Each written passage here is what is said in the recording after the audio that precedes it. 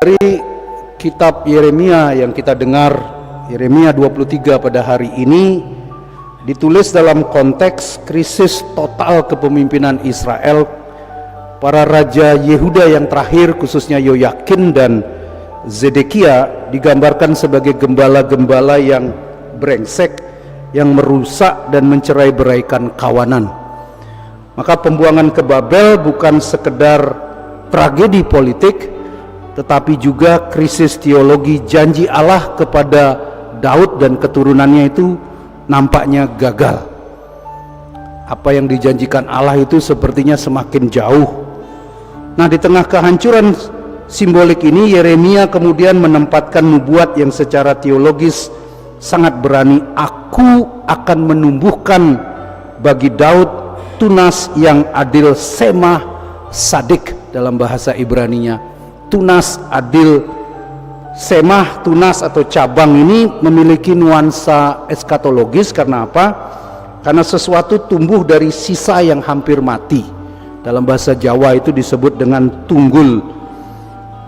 Jadi ini bukan hanya sekedar nostalgia monarki Daud akan dipulihkan, tetapi tindakan baru dari Allah yang melampaui sistem politik manusia. Yahweh Sidkenu, Allah yang adil, Tuhan keadilan kita. Ini sama dengan bahasa Arab yang kita punya, sedekah ya, sedekah bahasa Ibraninya sedek. Tidak dapat hanya dipahami sebagai keadilan moral atau ketaatan etis. Aturannya begini, kemudian dia taat aturan begitu.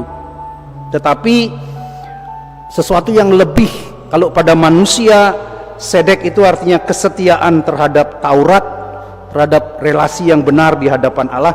Maka dalam pandangan Allah, sedek itu artinya kesetiaan Allah terhadap janjinya sendiri. Allah berjanji untuk memulihkan tahta Daud. Itu janji Allah. Dan sedek Yahweh, sedekui, itu artinya Allah akan memulihkan janjinya. Dia akan memulihkan kerajaan Daud, bukan mungkin dengan konsep politik, tetapi dengan relasi keadilan Allah. Jadi sama dengan konsep grace atau charis dalam surat Rasul Paulus. Rasul Paulus berbicara tentang anugerah, rahmat, charis. Keadilan Allah itu bukan hukuman yang adil setimpal dalam pengertian manusia, matematika, tetapi kesetiaan kasih yang menyelamatkan meskipun manusia gagal. Nah, konsep sedaka, sedek, Yahweh, Sedkenu ini dapat kita renungkan dalam Injil hari ini. Digambarkan Santo Yosef ini orang yang taat pada hukum, pada Taurat. Maka itu kata yang dipakai di sini itu dikayos.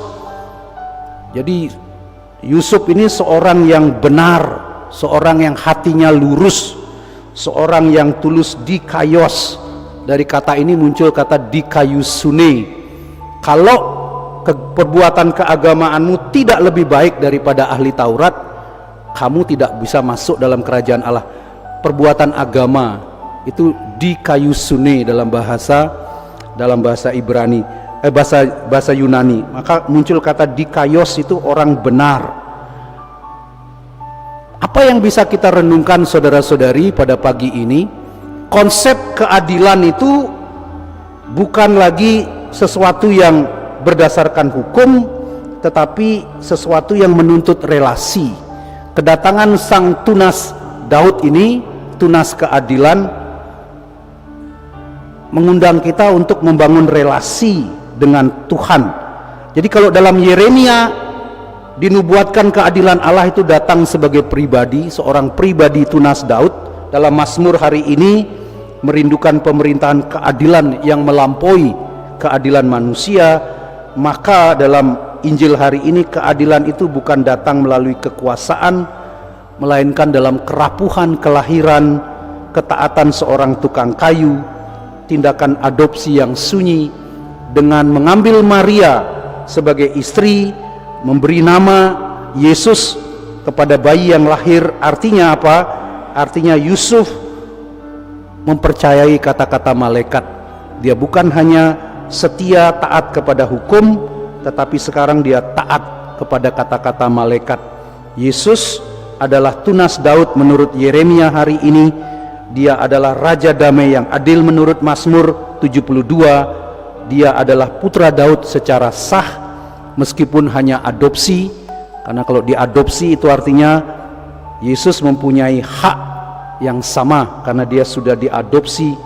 Jadi putra Daud bukan secara biologis, tetapi karena kesetiaan dan ketaatan seorang Yusuf.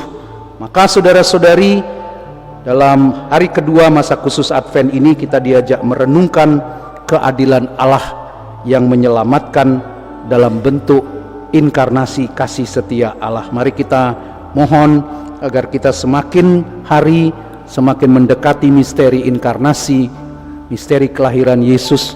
Kita dihantar untuk lebih dekat dengan Dia, Sang Tunas Keadilan, bukan dalam pengertian manusia, tetapi dalam kesetiaan dan ketaatan janji Allah kepada kita.